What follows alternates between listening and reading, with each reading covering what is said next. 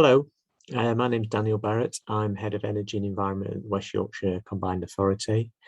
And today I'd love to talk to you about what we've been doing to tackle the climate environment emergency and how we need to do that together. So the Mayor of West Yorkshire and the West Yorkshire Combined Authority want West Yorkshire to be net zero carbon with thriving nature, people and places that are climate ready. So what does this mean? Well, it means that West Yorkshire homes are healthy, affordable and net zero. Workplaces are more energy and climate resilient. Energy supply, which is more local, clean, flexible, along with transport that is ultra low emission, sustainable and integrated. A really rich, diverse and improved nature and landscapes. And that places and people are ready for the inevitable changing climate, so they're more ready and resilient for that change. And we think the way that we can do this is fundamentally through the people that live here, work here, and the places in which they live and work. Innovation and behaviour change, new technologies, policy and programmes, and using funding and finance to make it happen. So the plan itself, which will be published in October 2021, is a 3-year no regrets plan delivered by our strong partnerships, businesses and people of West Yorkshire. So it's about really taking forward what was declared in 2019, which was a climate emergency. And it's about going further and faster than national government to make West Yorkshire a net zero carbon region by 2038, but we're making significant progress by 2030. It sets out the critical actions to cut emissions, put nature in the recovery position and be climate ready. And it's really a plan that's about securing the national, regional and local funding and investments that we need to make this happen. And if we fully deliver the plan, then we think we can really make significant carbon dioxide emission reductions, up to 19% by the end of the plan period in 2024. Just to reiterate, strong partnerships are critical to deliver the ambition and scale of the plan.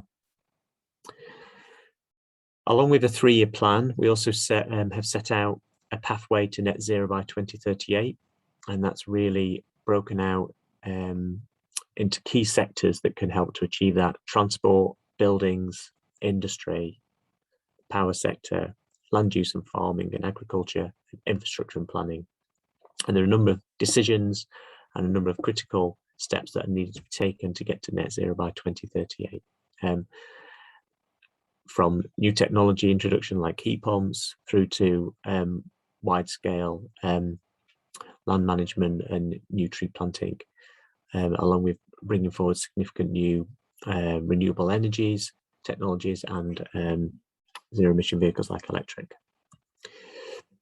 There's 8 priority themes for action, from leadership by political leaders through to how to decarbonise homes, supporting businesses and industry, to fuel switch and to become more energy efficient, far more local, clean and renewable energy that's flexible and used flexibly, and also being ready for a changing climate.